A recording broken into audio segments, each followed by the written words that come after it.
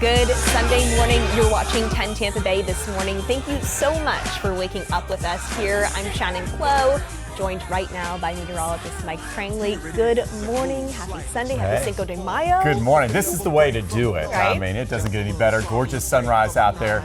And I did bring some chips. And to go with the sunrise, we've got the special Prangley dip that we'll try this morning. Okay. So we'll have a lot of fun as usual here. As always. And you got out to Curtis Hickson Park yesterday, I hear. I did. I felt that sun yesterday. Are we feeling it today? We're going to feel it today. Okay. So, yeah, you know, this time of year, the sun angle's a little bit higher in the sky, so we make sure we wear our hats, our sunscreen, and make sure you hydrate well. You were hydrating? Okay. Water bottle in each hand. Very good. Thank you so much, Mike. And as always, download our free 10 Tampa Bay app. That will keep you up to date with the weather in your neighborhood. So if anything changes, we'll send you a push alert right to your phone. And happening right now, there's a road closure that could slow you down this morning in Clearwater. Police and fire rescue say Gulf Boulevard in the Sand Key area is closed after a deadly overnight crash. Police are telling us they responded to the crash around 1:30 this morning. A pickup truck and a tractor trailer were involved. We're sad to report one person has died and another person is injured. Right now, what we're trying to do is to get the condition of that person who is in the hospital. Investigators telling us the road is closed, but we will update you as soon as it reopens. And we're staying on top of a developing story this morning. One person has died and another injured in a boating incident in Tampa Bay. This happened yesterday evening on the Tampa side of the Courtney Campbell Causeway. FWC and Tampa police are investigating, telling us a single vessel was involved. It's unclear at this time what caused the incident, but we did just receive word that the boat ramp has reopened. Once we know more about what caused the incident, we will be updating you right here on air. And also developing out of Tampa, police are investigating after they found a man dead. This happened yesterday afternoon when they found him on the ground near North 34th Street and East Columbus Drive. So that's in the Ybor area. Detectives are trying to figure out how he died. Today officially kicks off National Hurricane Preparedness Week. 10 Tampa Bay is your hurricane headquarters, and we want to make sure that you're informed, prepared, and connected. June 1st marks hurricane season, and we've got a lot of questions like what types of food should be in your hurricane kit? So for the answer to this, let's turn it over to 10 Tampa Bay meteorologist Colleen Campbell. And just before we let you go, we can see the sun rising over downtown Tampa. What a beautiful morning. We'll be right back, and Mike Prangley will let you know if that sunshine's going to stick around. And if you're heading out on the water today, be aware there are new rules that are being enforced aimed at protecting the Weeki Wachee River. 10 Tampa Bay's Aaron Parsegian explains what you need to know before you hop in your kayak. Looking forward to it, Mike. Thank you. And this morning, several local athletes are competing in the National Wheelchair Rugby Tournament. For the competitors, this is more than just a game. It's showcasing their strength, their strategy, and their serious chair handling skills. And we want to give you a first-hand look. We want to get out there to the competition. So let's give a very good morning to 10 Tampa Bay's Nick Volturo in Wesley Chapel. Hey, how you doing out there, Nick? Yeah, Shannon, I'm doing phenomenal. The excitement here is palpable. It is such an awesome time. And these people. New this morning, Tampa police are on a 600-plus mile ride across the state promoting Ride Smart Florida. That aims to strengthen motorcycle safety. Officers geared their engines this morning around 5, leaving from TPD headquarters. The goal is just to focus on safety aspects like not drinking and driving, wearing your helmet, and being properly trained to drive a motorcycle. Officers say, based on previous numbers, it's more important than ever to have these best practices. And welcome back. The Kentucky Derby wrapped up yesterday, and it was one to remember. Let's check out some video from there. Over 150,000 people attended watching the Run for Roses Derby. Mystic Dan winning the race with $3.1 million. Money aside, obviously people come dressed to impress, as we can see right there. I love seeing all the hats and the outfits and the get-ups and all of it. Yeah, so you have a special derby hat you wear or anything like that? I know I was watching with my family yesterday and I was amazed. It's probably the closest horse race I've ever seen. So I said they actually had a photo finish. So literally, it was like a movie, a nose of the horse, Mystic Dan, I guess, won. So by a nose, literally. It's amazing to me that, I mean, all of it that goes into it and the money that goes into it.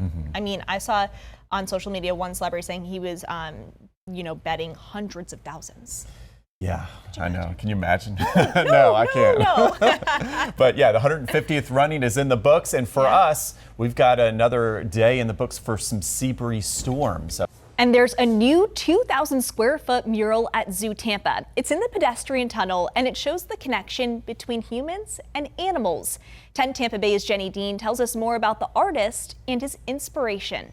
They've arrested a man they believe is responsible for killing 2 people on Friday. 37-year-old Whitney Newsom is facing charges for 2 counts of murder and aggravated assault with a deadly weapon. Investigators say Newsom and a woman were arguing. A man tried to intervene in that argument, and police say Newsom shot and killed both the man and the woman. From there, Newsom ran from the scene. Investigators say they found a gun and tracked down Newsom thanks to witnesses. This morning, he remains in jail. This morning, Hillsborough County investigators are still working to identify a body found in Lithia.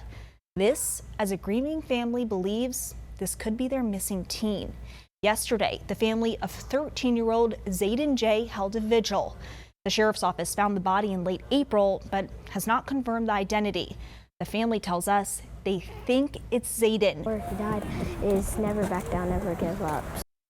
The Hillsborough County Sheriff's Office found the body near Newsom High School. We've asked if they can confirm if it is Zayden, and we have not heard back. It's a big day for some of our friends over at USF. Today is the last round of graduation ceremonies. Over 1,600 students are set to take the stage to get their diplomas today. There are a total of 7,000 graduates this spring semester. So that dip that we have here, I'll stand over We gotta here. show it, yeah. We gotta show the dip. I said this would not be a non-perishable item. I'll have my peanut butter and jelly, of course, in the hurricane hit, but there it is. Wow, So, look at that. here. So cheese, guacamole, lettuce, shredded cheese, Oh my gosh, it and then smells the tomatoes delicious. on top. So, Wow. And the beans. You can't forget the black beans, the seasoned black beans. That Right. looks delicious. Yeah, I don't think we're going to prepare that one for hurricane season. We're not. So, you know what? We can take care of that. We'll take care of this today. Yeah, right? All right. And hey, we're talking about pets. Have a place for your pets. Another good hurricane tip for this season. You've got the 2 cats and 1 dog. 2 cats, 1 dog, baby on the way. So. All right. So yes, plan ahead and make sure you call ahead. Some shelters accept pets. So much for waking up with us here. It's Sunday morning. We're feeling good. The wheelchair rugby going on, Yeah. and I just had to get the Cinco de Mayo dip out of the fridge. So I noticed. We'll be open. I saw You did that. notice? And the chips are right. You like the scoop chips, right? So I did. Oh, those are best. I'm feeding 2, 3. I know. Literally, I looked at it and baby started kicking. So Okay. we're ready.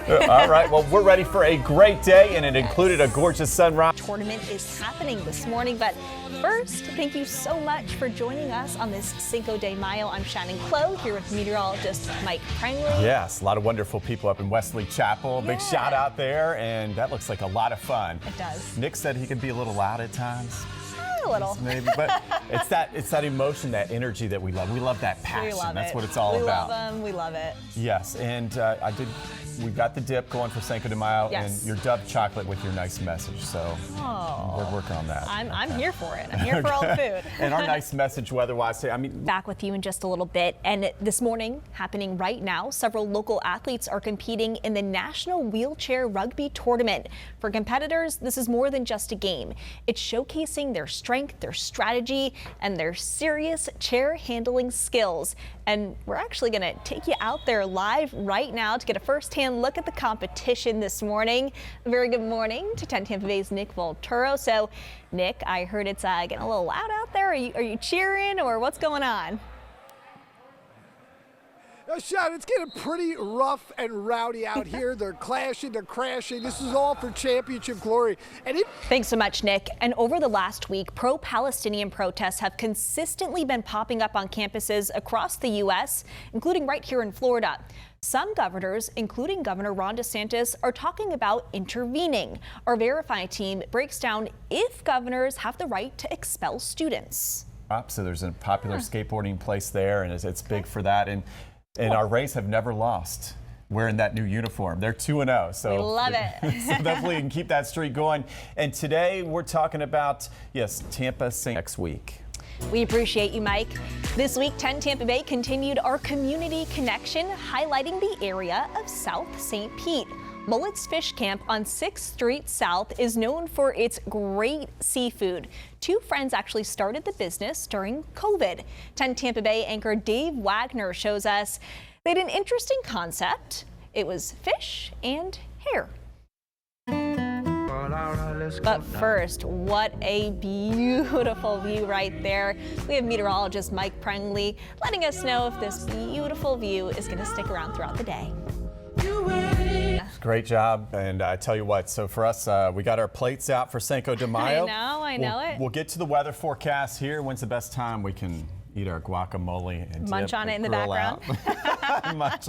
I'm trying to hold off. As we get to the weather graphics, it does look like the best chance of those pop-up downpours will be after 2 o'clock, but notice it does include areas next week. I guess if people have to run inside because of any storms, just make some dip. Yes, just have some dip, enjoy dip. Thank you, Julie. My wife made this, and that thank Fiesta you so dip is tasty. much. Cheers. Cheers. Okay. Have a we great go. day. Happy All right. Cinco de Mayo. There it goes. Al ritmo que le toquen, ella baila de todo, nunca pierde su trote.